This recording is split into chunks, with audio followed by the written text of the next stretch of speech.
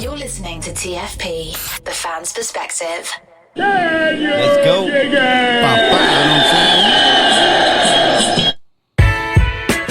Yes, sir, ladies and gentlemen. This is the fan's perspective. I am your host, charlietrix, and I'm here with my brother, remise. What's good, everybody? What's good, everybody? And we got my man, it's your boy jhanboom. What's happening? John Busy Boom is in the building. What time? It has been quite some time. We are took back. A couple of months off for the summer. Pow. And we are now back live and direct. And we'll be back on more frequently. Pow. Starting from now. So welcome back, gentlemen. Yeah, you know what time it is. I'm just gonna jump right into this because we don't want to waste no time getting into the story. So first of all, summertime is over. The fall is here. October. I think we're 2 weeks away from Halloween. Sweater weather. The horror starting movies. to get cold. Horror movies dropping like crazy this month. Sweater weather. Dropping. Sweater weather. The hoodies are coming back out. It's a little too warm here in the crib. Otherwise, I did have my hoodie on. For sure. But let me just jump this off. I wanted to start this episode off giving some shout outs, specifically in the music world. And for me, it's mostly hip hop. And I have recently, which kind of came out of left field, ended up working on an album for myself. Let's get it. And because of that kind of led me into doing a lot more research back into the independent world of hip hop. So that led me to this, which is I wanted to just give a shout out to some people on Instagram. Pow. Who have been sharing free knowledge and information just about music for artists, about labels, about, contracts and copyrights and lawyers for and sure.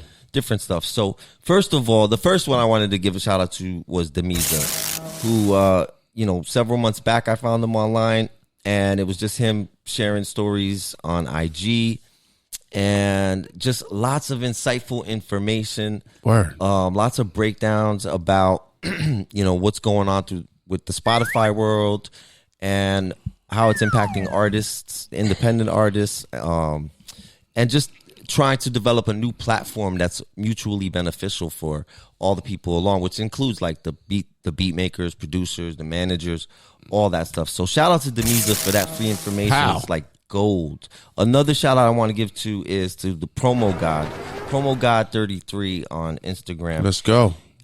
Just tons of useful information about how to get your music out there, how to reach a broader audience, how to find out who's actually listening and tuning in. Just fantastic information. Shout out to the Promo God. Word. Somebody else I like online is Ryan Schmidt, or you can find him, I think it's Ryan Schmidt Esquire. But he's a lawyer who gives out tons of music lawyer information. Just really cool stuff that Word. If I didn't hear it from him, I probably would have made that mistake going forward myself with my own music. And just little basic hints and tips. So I just wanted to say overall, in this process, I was able to find just from those people, it's led to the next person and the next person. And there's just the whole world of these people sharing information for free from past experiences, maybe working behind the scenes. That free information is crucial in every field. And, whether you're on YouTube getting free info or on Instagram. I just happen to find these people on Instagram, but I think that we should give flowers to people like this because, like I said, I would have made a whole bunch of just silly little mistakes with my music, especially now deciding where do I want to put the songs. Do I want to put it on Spotify? Do I want to have my own, find my own distribution for it? So there's a lot to it. And like I said, shout out to those guys, everyone in that lineup, Wendy Day, Rap Coalition. Yeah, there's just a lot. Even like rappers like Russ, I watched giving a speech and just breaking down selling stuff as an artist independently while working with the label. And it's just, there's so much useful stuff out there. So flowers to all of that and everyone involved. Pow.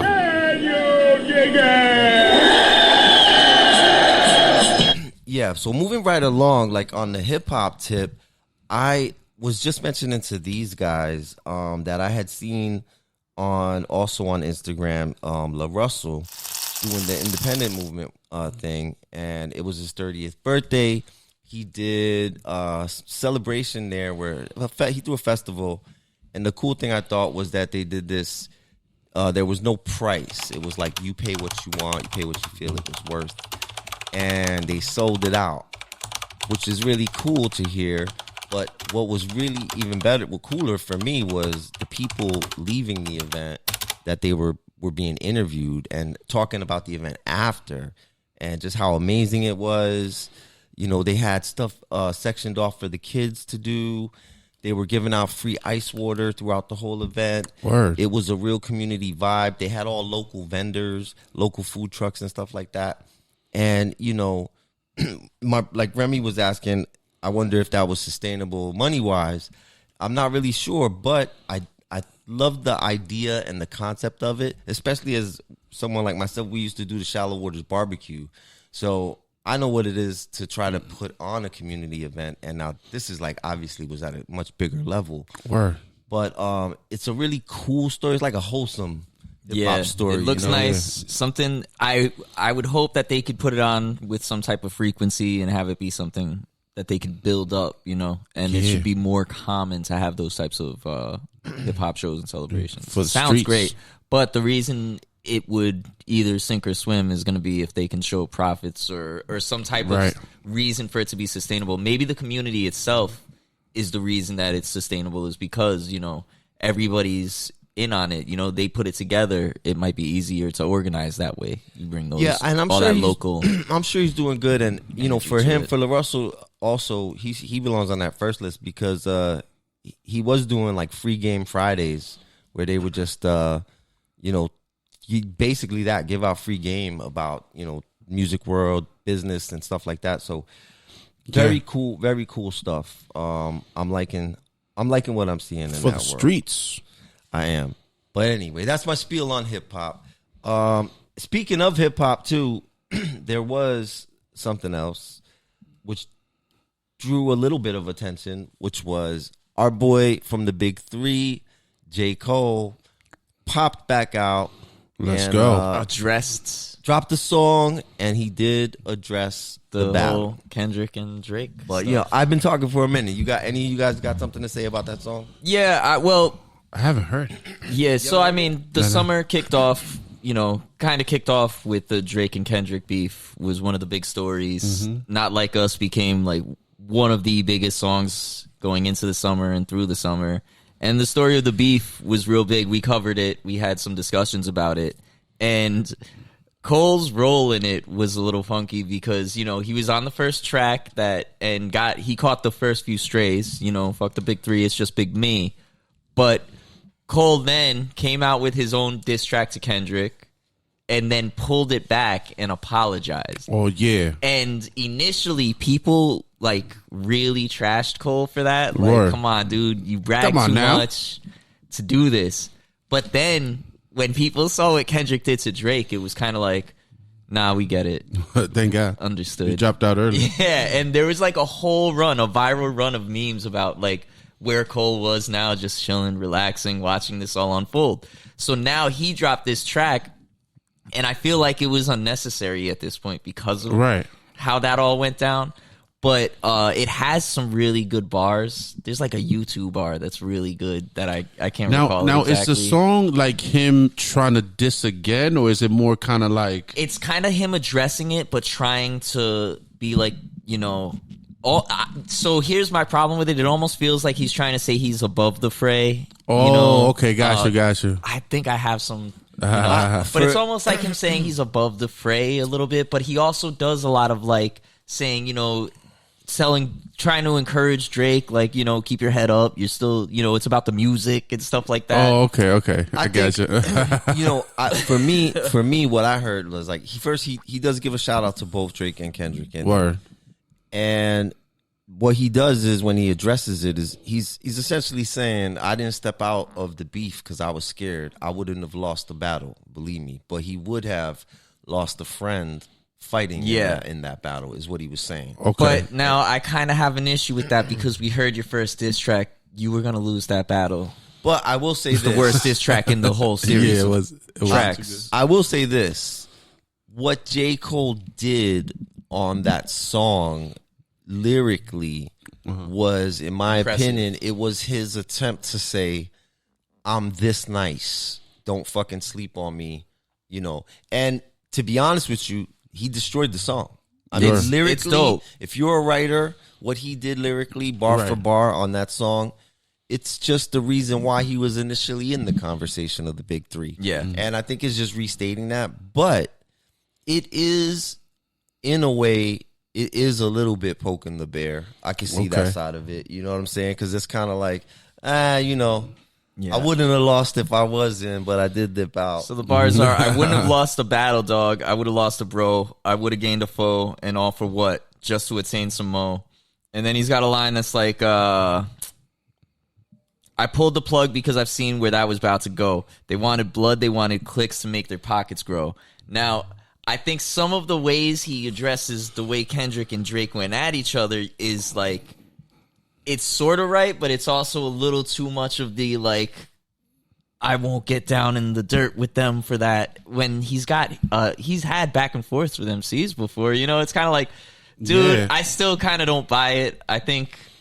My thing is like, why not just come out with just a good song instead of going back to something that you walked away from? We didn't need to, I don't think we needed to hear him you know address what I'm saying? a Like, beef that was months over. But I mean, you can hear still that lyrically Cole is that dude and he's really dope. I don't think he ever was, you know what I'm saying? But like, yo, boy, I don't think anybody was it. questioning that beforehand. So that's why I'm kind of like, it's a little weird. Yeah. I feel like there is a whole category of listener that was trying to erase Cole's props because he stepped away from the battle. And I feel like this was more of an address to those people than to anyone on the record. True. Right? I felt like this was a way to say like, yo, I'm fucking nice. Fuck you, you know, like, but you know, who knows what he was thinking? See, it wasn't really like, I'm nice, fuck you. It was like, I'm nice, Drake, keep your head up. Kendrick, you're my boy. You know, it was too... You can't combine braggadocious with, like, being the unity, I'm above the fray, and ego guy. I don't think it works that well. It comes off a little weird. And the people who were trying to erase Cole's whole history of dropping a lot of dope shit, features for days that are, like, the iconic verse of the year debate type value... The people erasing that are haters, and they're not going to change their mind because he came out and said I could have won or I wouldn't have lost if I was in it. Man. But I would have lost a friend. Or like, you know, I don't know. The other thing is the haters are going to ride him even harder than I am on that. Like, pause. Maybe I don't think he's doing this, but maybe it was him throwing a little bait out there. Could be. Let me get my get back. He already saw all the fire, so maybe after seeing that, he feels like I would have smoked this. Maybe he's like, let me just remind them real quick if somebody wants to take a swing at me. I don't know, man. I don't think anybody looked at that. It was like, yeah, I would have smoked. Maybe, you know, but for him, maybe he's like lyrically, but you don't know too because this was a dirt slinging contest of a battle. As creative and great as Kendrick is and was throughout it still managed to end up being mudslinging.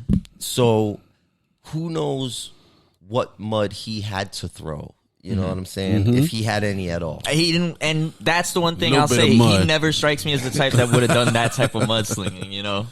But you know, no one likes soft chocolate chip cookies.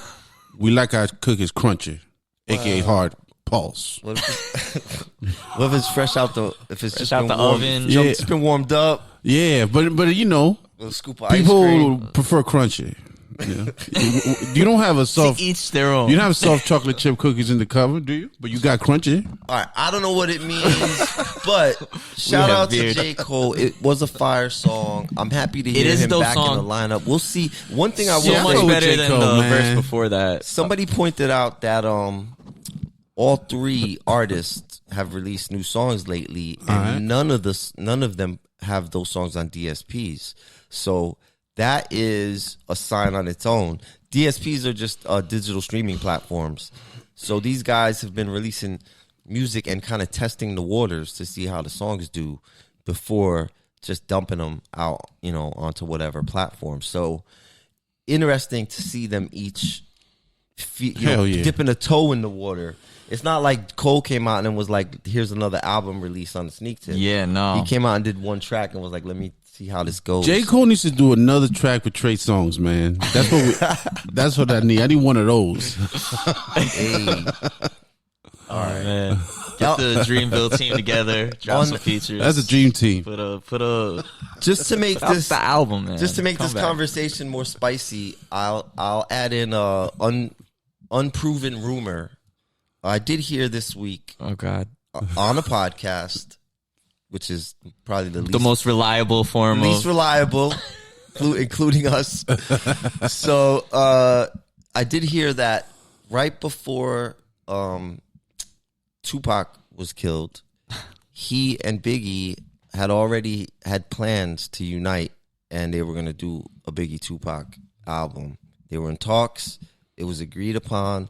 Pac was about to skate out of his situation on the West Coast, come back home to the East, and do an album with Biggie. So is this a Suge was behind it? Yeah, this theory. This is in that vein. Okay. This is in the vein of that world. I would have assumed that we would start getting Diddy theories even heavier now. I thought so too, which is why that one stood out to me. Yeah, but I also think it sounds like fan fiction. Yeah, Diddy at that time was full blown in orgies allegedly. So look, if I was running for president, would you care where I heard it? No. So obviously Pac and Big had this planned, and it was gonna go down. They were gonna unite, and then it was all gonna be peace. All right. Oh yeah! Let's swing this back to the always fun coverage from Boom. Local news. You know what time it is, man. Your boy jhanboom back in the building, doing a damn thing for my community, man. I'm happy that we still got the same subscribers from day one. You know what I'm saying? Thank you for sticking with us. We back in the fold. We had to take a little bit of time off because we were just constantly dropping episodes, man, like nonstop. Now, I think we're going to focus more on quality instead of quantity. But goddamn, we got episodes. Any other podcast want to go toe to toe, nigga? We got episodes for sure. But back to some of the fun, exactly like Lo said, man. This actually was a topic that I brought up in a previous episode, which was the new construction of Passaic High School. So Passaic High School was awarded $328 million to pretty much reconstruct, take down that building, and form a new one. When I first brought the story, it was still in development. It was still going through the approval process and a couple other things. But now it's full swing moving forward in 2025. And unfortunately, I don't live in Passaic, but I have been working in Passaic for about 10 years now. And 10 years working, and I've been hanging out there previously to that, maybe 15 years in total, been in the tough streets of Passaic. What hood? What project? 4th Street, between 3rd and 4th, go down over there, 4th Street. They cleaned up 4th Street a lot, though. They did. And that's what's so great about this. I've seen the improvement of Passaic in the last 15 years. So this is great because now, the reason for that is that I'm so excited about it is because two things. I mean, this particular class of 2025 is going to be the last class that's going to experience that overall history of Passaic and stuff. So hold your head, you know what I'm saying? I know it's going to be a lot of emotional from the seniors departing to the generation that's coming after that. But 2025 in July, they're going to knock down the building. They're going to build a new one. Right now, I'm going to keep you in the loop on the story when it's going to be up and about. The students in 2025 going into 2026 are going to be relocated. They got some churches, they got some local communities, local centers that they're going to be in. So it's going to be a little bit rough during the reconstruction, but overall is great because Passaic is moving forward. And besides that, I did a little bit of research on the mayor, Mr. Hector Laura, and he's been doing some great things in Passaic, man. Up the street from my job, there's a new homeless shelter. Well, it's relatively new. It's been there for about, now I'm going to go, because I've seen it get remodeled for about 3.5 years. And it's great because, it's a homeless shelter where when it's extremely cold, homeless people could go there and just, stay overnight. They get coffee, they get food, and then just naturally on a day-to-day basis, you can go there. And if you're homeless, they'll help you out. And I've been looking into this mayor, man, and he's a great freaking dude. Dominican cat, born and raised in Passaic. Smells fishy. But, hey, but not he has built, he's not behind the whole 328 million, but the community loves him. He rebuilt that homeless shelter. He did rebuild it because his name is right all over it. And then he's always in the streets. Like, he's always doing something real good for Passaic. Like, the Mexican Day Parade was amazing. I just saw it. I just saw videos of it because I was researching this gentleman. They had horses. My man was riding on a horse through Main Street in Passaic. And like it wasn't like he was making fun. The people loved it. You know what I'm saying? So I think it's great to watch a local community going the way Passaic is going. It's just great, man. Shout out to them. I hope the school looks great. I hope there's a lot of new, entrepreneurs, out of Passaic, because there's a lot of sazon in Passaic. You know what I'm saying? So yeah, shout out to Passaic. Always a good sign. I will say that it's always a good sign when the person who's like the mayor has grown up in that community, is familiar with the community, and likely cares about that community and has that investment in it beyond just like, I came here as a political tool to advance my career type shit. Exactly. Yeah, and Passaic had a bad rap for a long time, and there's still crappy sections. Yeah, of course. Overall, Passaic has been on the up and coming. Yes. It's been doing great. I order food from Passaic, which is like right down the road from me. Oh yeah. Like twice a week. So yeah, it's popping over there, and they got some good massage parlors over there. Oh yeah, Asian community, John. I got a gold card in each one of them.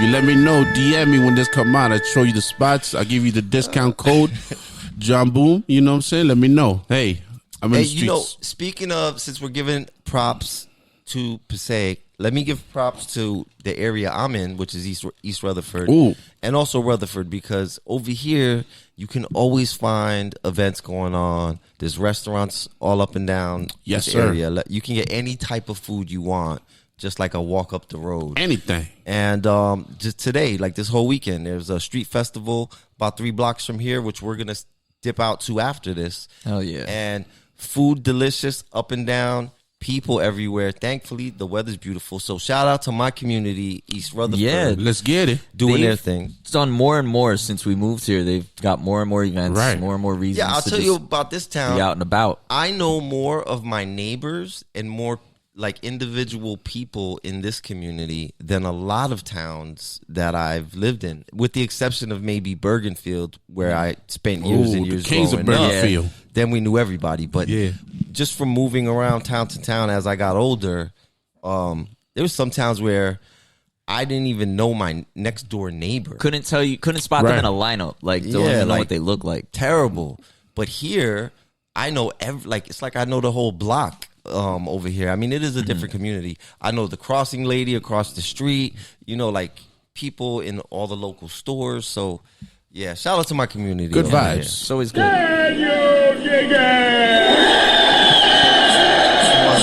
Pick up one. Yeah, sometimes local news takes a turn for the worst. So we've got some bad news, unfortunately.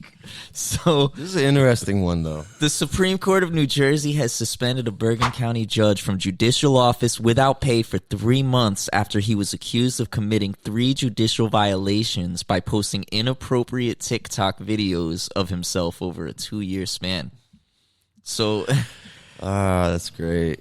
It's Banana TikTok, Republic stuff. Yeah, TikTok has taken down this judge. Judge Gary Wilcox was lip-syncing vulgar song lyrics and wearing questionable attire, according to court documents. The complaint said 11 videos posted to his TikTok account, which were under the alias Sal Tortorella, were deemed inappropriate because they showed the Bergen County judge lip-syncing songs that included references to violence, sex, misogyny, and racist terms, or showed Wilcox in his judicial robes and or partially dressed while lying in bed.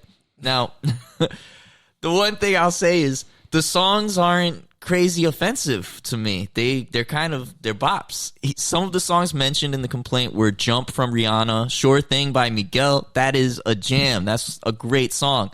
And Touch It by Busta Rhymes. If he can lip sync to any Busta Rhymes song, props to him. Busta Rhymes raps very fast. Let's just try to get the visual here.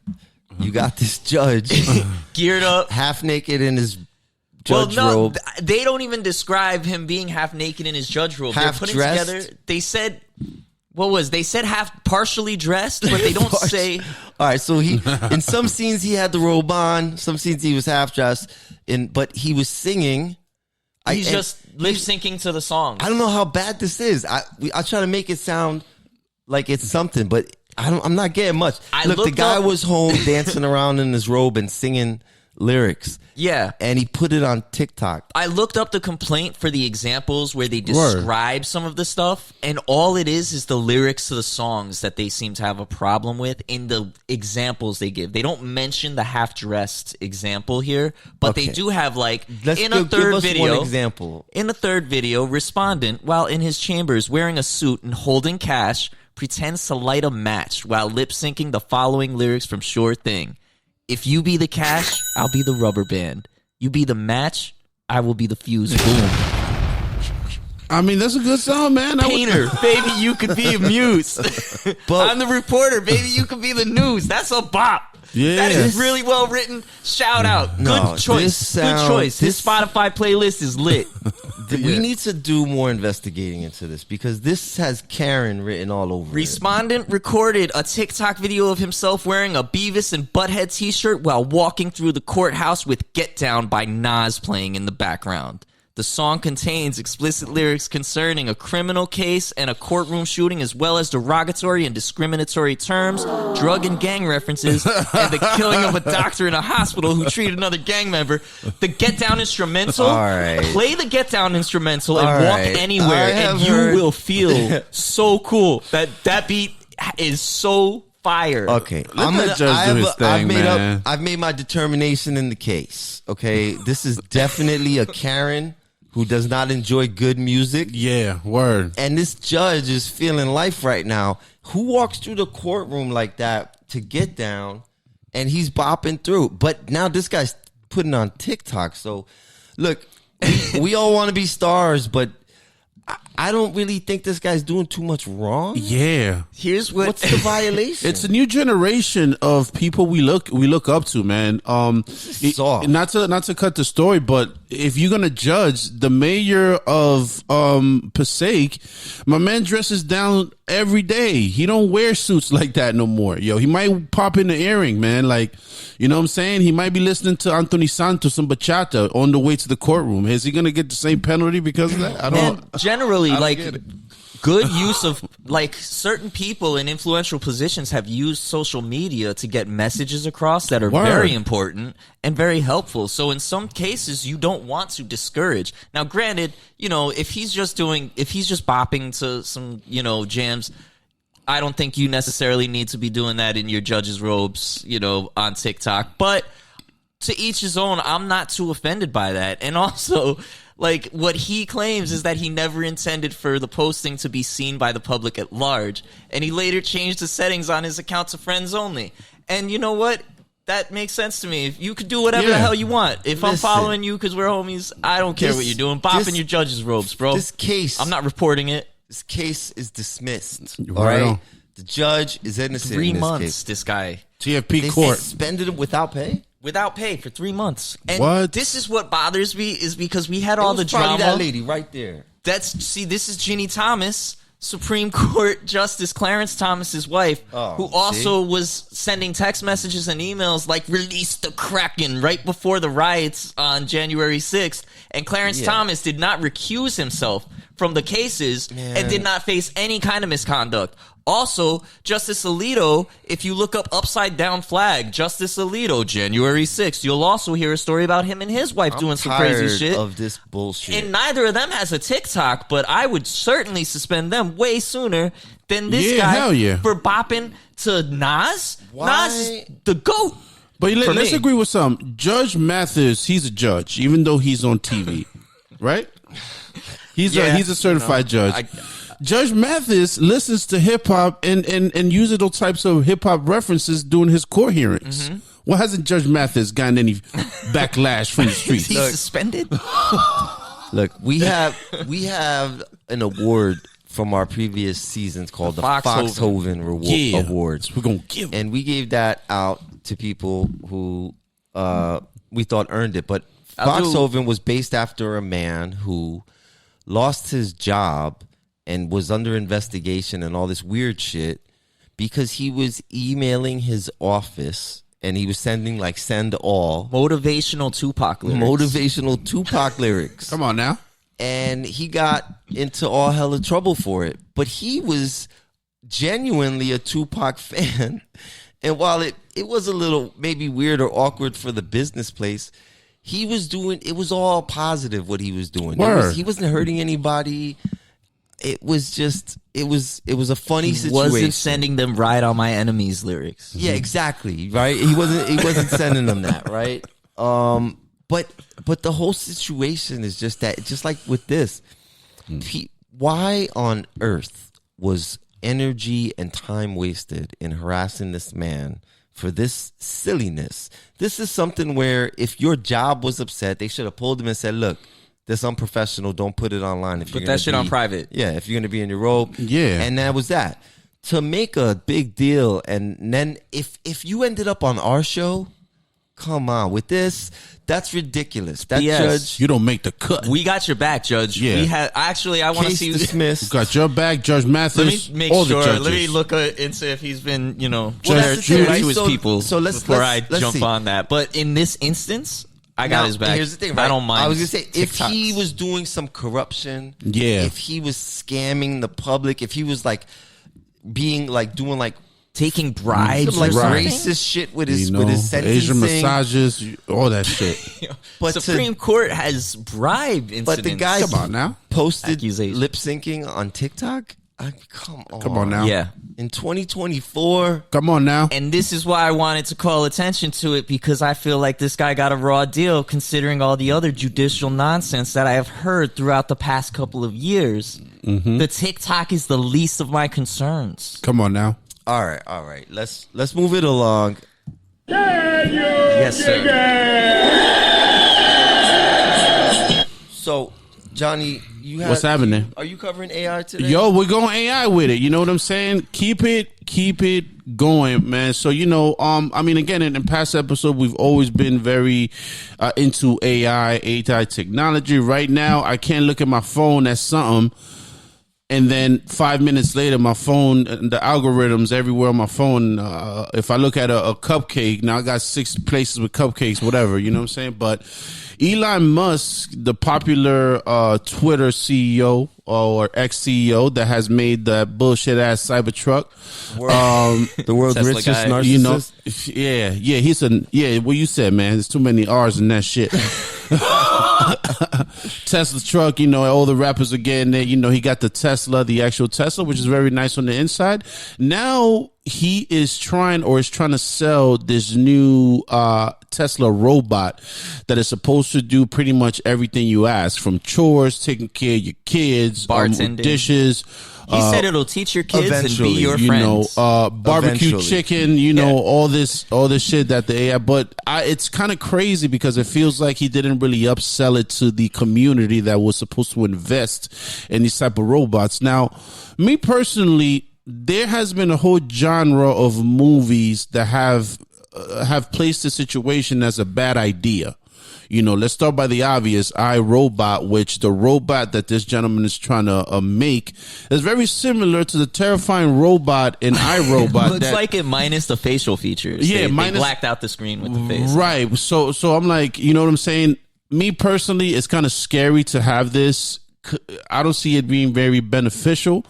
It's kind of creepy. You know what I'm saying? What about if those robots take the negative commands and, want to beat your ass in your house? What if somebody hacks the robot and turns it into an assassin? Very iRobot-ish. You know what exactly that. Honestly, though, the first thing I saw was people commenting that the demo that he gave, those robots were not actually AI controlled. They were, they were supposed to be selling the dream of what it could be someday. Right. And it didn't sell. And that's not impressive because, it could maybe get there, but you got to prove that you can do it. And I don't think, I've seen other robot demos where the things are cool. Like, you can't push this robot over, stuff like that. These ones felt not too different from other demos that I've seen. So I didn't know what the specialty is if it's not an AI, this thing's going to do everything. Word up. John showed us a conversation of one of these robots having a talk with 2 Chainz. 2 Chainz. And 2 Chainz. It sounded terrible. Honestly, it sounded like when you were typing into ChatGPT-1 when they first came out, and the thing was like with the answers. Well, yeah, it got Alexa vibes. You know what it gave me the vibe of? It sounded like when I'm talking to somebody at a club or somewhere where there's really loud background noise and I can't tell what they're saying, and I'm just going, right, yeah, and I'm repeating a couple of things they say. That's or you're not interested in their conversation. You're just like, yeah, really? Cool. Yeah, it was hitting all those phrases like, right, yeah, cool. Johnny, tell us more. Were you done? Tell us more about that show. Did you see the cars coming out? I did see the cabs that are coming out, which, I mean, it looks pretty cool, but is it going to be something that is going to really hit the streets and you can invest and really get in after a drunken night instead of calling an Uber? And is my Tesla going to pick me up, me and Remy from the bar, or what the fuck's going on? So I can tell you, what I thought it looked like was like somebody turned on The Running Man or some old ass movie, Tron, and they looked at what that movie said the future was gonna look like, and then Elon was like, "Yeah, do that," and what's the movie with Blade Runner? It was this lineup is just, they're trying really hard to get that futuristic look. But it's not new. It's an old version of the future that people thought of in 1996. Word. So I'm not like that. I thought was weak. And the other thing that what you notice with this whole shit is that they're looking for, that was a show for the investors. They're looking for, how far along this is, the functionality, what it's going to be used for. Word. And I don't think that translated because I was reading apparently they lost $50 billion after putting on that what was supposed to be their big showing. But I thought it looked pretty corny, and I didn't think anything performed that great. And it looked like a performance to me, which made me think of Elizabeth Holmes from Theranos. They were the blood company. There's a mini series, I think it was on Hulu that you could find it still, called The Dropout, about this woman who got a ton of people to invest in her company that was going to make it so that you could go into CVS, get your finger pricked real quick, and it's going to tell you all these different medical things about you. Yeah. But it was all nonsense. She was completely full of shit and fronting and faking things. And she took a ton of people's money and played a lot of people. And I just feel like that's what a lot of these types of big, massive promises feel like at this point. I remember the whole, we're going to Mars, we're going to put humans on Mars. That was mad long ago. And I don't know. I haven't been there I yet. still got zero faith that's shit. ever happening from Elon Musk. As But this opposed is what to, bugs me out, right? Because you over here in America and you see this march of the iRobot wannabe droid, shit, right? bro. And listen, I am all for futuristic shit. And the day that this turns the corner and does, half of what this guy says it's supposed to do, great. But from what I could tell, you could just go to China and see way more advanced robots. The cars, the electric cars, the self-driving cars, Yeah. the robotics. The EV examples I've seen Real that they robots. had were Yeah, crazy. the shit that this robot is doing, I've seen stuff way, way beyond more advanced than this. Looking at innovations coming out of China and Japan and other places around the world. We obviously don't get a lot of that in the U.S., that news. But I'm telling you, when I watched March of the Penguins, iRobot come out of that hallway, I was like, oh, this I shit bet there's a lot of really staged. cool stuff being developed at MIT right now that puts that to shame, or at least they're on the verge of. Goddamn, Elon, you and your goddamn robots. Another case of let's amplify this dude. Because he's the richest man in the world, so he can afford to. I want to really see those pay for all robots the in his attention house on first. them, Have him walk around your house and shit. Are they babysitting the math and wake equation you up in your kid? sleep. I mean, named listen, after like a I math said, I equation, hope that it poor gets child? there. I wasn't impressed by that showing, and I don't think those investors were either. No Clearly investment. not. Clearly not. All right, Proofs all and right. Bow. Let's keep it running along. It is a beautiful day out, and we're gonna head down to that Park Ave. But before we do that, we can't let a show go by without getting into one of our favorite topics, which is, and especially in October, It's October. it's horror. So we must. Couple things coming. For me, I have seen some bangers this month, Some both horror old movies. school and a couple new. This is what we're talking about. But I'm gonna let Remy run on this one because he's got the lead on this. But this is the one I liked. So it's October. A lot of people are doing let me watch 30 horror movies Pow. in 30 days before Halloween. There's a lot of new horror movies coming out. Smile 2 comes out next week. Terrifier 3 debuted this week. Last week, VHS Beyond came out. So there's There's new series. crazy Teacup. There's So another one that called Hugh Sweet Grant? Pea. Yeah, that The Hugh. Oh, I've seen the trailer for it. That looks kind of That looks freaking great dicky. too. Yeah, so there's a lot of stuff coming out, and there's a lot of attention for all the big brands. What I thought to do was to write a small list, just 4 titles of horror movies that came out this year that didn't get as much attention or props that I think are worth watching. Especially if you're doing let me do 30 days of horror in October. Here are a few you might be able to add to your list that are brand new. Pow. So, first I wanted to mention one that's on Amazon Prime called Beazle. It's it seems pretty low budget, but really well done. Just a good story. It's pretty gruesome. Got some good stuff to it. Then I wanted to mention on Netflix, Grave Torture. That's Joko Anwar's newest one. He makes Taiwanese horror movies. Satan's Slaves is his famous brand. But Grave Torture is crazy. It's got the nastiest last third of a movie this year, including Immaculate, which also has an incredible ending to it. Then I wanted to mention Tubi has Lowlifes, which is the best Tubi horror movie that I've seen in years.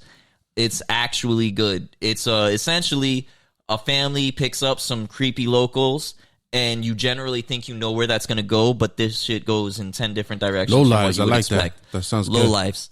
And then What You Wish For, which is one that you actually put me onto, which is a bit of a thriller. It's like a guy chef goes to his chef friend's situation.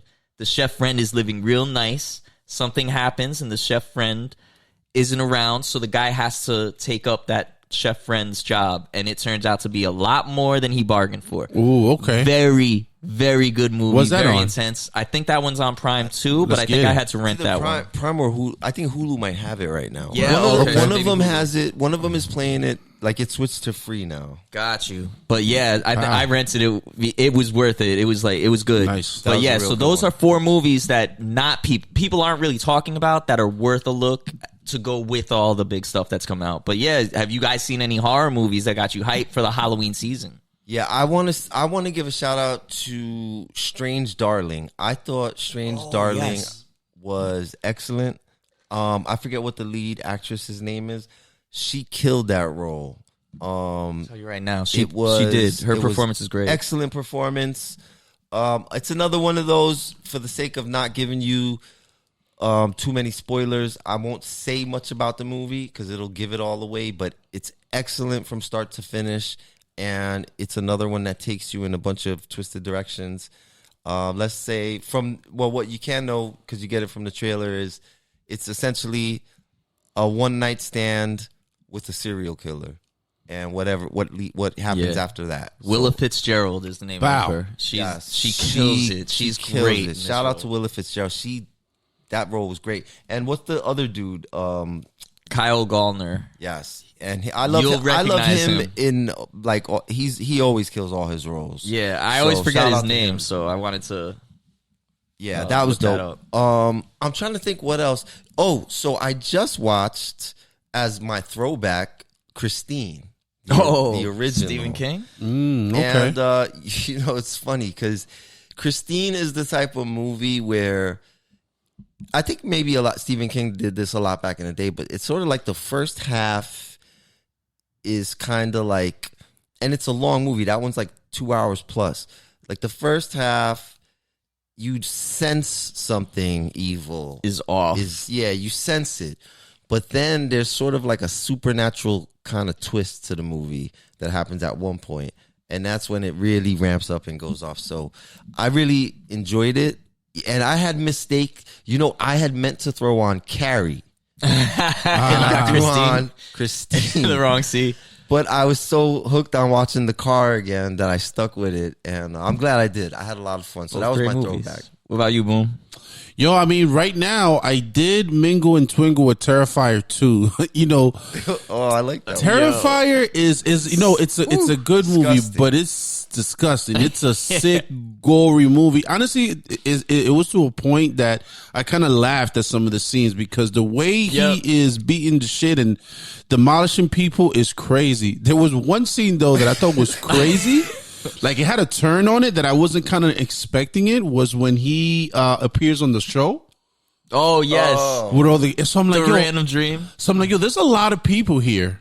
Like, how is he going to just get everybody? He's going to go just slashing, but then was part 2 the one where she's on the bed and he's like slicing her leg like bologna? Like, is that just slicing? Was that the one?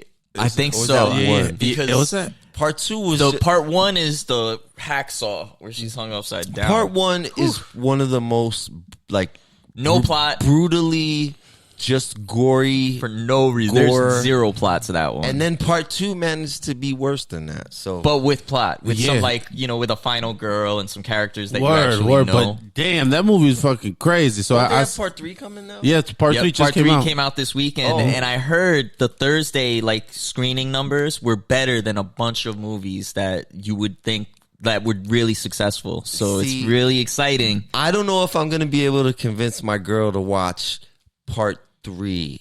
It was tough getting her to sit through part 2, and I think she might have even made me turn it off. But you got to have a little bit of a screw loose. Yeah, man. Yeah. I'm very tempted. All the Terrifiers. I'm tempted to go to the theaters, but only for this weekend when they're going to be full of people, because I'm more interested in how audiences are going to react. I watch every horror movie, so this stuff, it's demented and twisted and it's gross, but it doesn't really make me react the way that people react sometimes, and I get a kick out of that. Like you were saying, you laugh because it's so over the top. It's so over the top, like the black dude that he kills in the store. Like, what the fuck? The dude's already pretty much dead, bro, and you still demolishing his fucking head. Yeah. Well, that's the thing with the gory shit with that. Like, it's over the top gore. It's just over the top. That it's kind of funny because then you could I don't know, it's just. I like the fact that these guys did this low budget. Massive hit for part 1, and then part 2 they added context to what was essentially just a grotesque murder gory story. They were like, let's mold this into a story, and they pulled it off again. So how the hell, do you think 3 is going to be worse than 1 and 2 in the gore aspect? So I feel like they try to top themselves. The people I've talked to seem to say 2 kind of edges this one out, but that this one is along the same lines. They say don't expect him to reinvent the wheel. If you liked 2, you're gonna like this one. If you were like put off by 2, this is more of the same. He's going to his audience. It's a grindhouse slasher movie, and that's why he's able to make them for a certain budget that's pretty low, and people love it because you don't get these types of horror movies anymore. Hell no. So you can't get too many of those. You gotta give them 1 or 2. I made the mistake of getting some of my family to decided to come with me because I was so excited to go see In a Violent Nature. And the kills in a Violent Nature are very over the top and gratuitous and nuts. One kill in particular, if you say the yoga kill, everybody knows what you're talking about. They know the movie. You don't have to say I'm talking about this movie. Yoga kill in a Violent Nature, automatic, because it is so horrendous and crazy that people, if I say that, you remember, you get a little vision of how nasty that was. That shit is rare, but I felt bad for my family because it's like, oh, I watched the extra horror shit. You guys probably shouldn't have come to this one. Yeah, I'm eating popcorn. Sure. All right, what else do you got? Anything else you want to give away on the horror aspect before we roll? On the throwback tip, people were very hype about Longlegs this year, and I think this movie was probably an inspiration towards it. It is a either J-horror or K-horror. Cure. It's J-horror. Cure from 1997. It is really good. It's one of the best thrillers. It's the best horror movie I've watched this year, bar none, just because I'm a huge fan of it, and, you know, none of the new stuff tops it to me. Word. It's called Cure. It's Kurosawa was the director. I can't think of his first name because I mixed them up, but it's a really great movie. And as far as throwbacks go, that movie is so good that I couldn't believe I'd never heard of it until this year. But yeah, if you like Longlegs particularly, Cure is worth a watch. Pow. You ready to rock?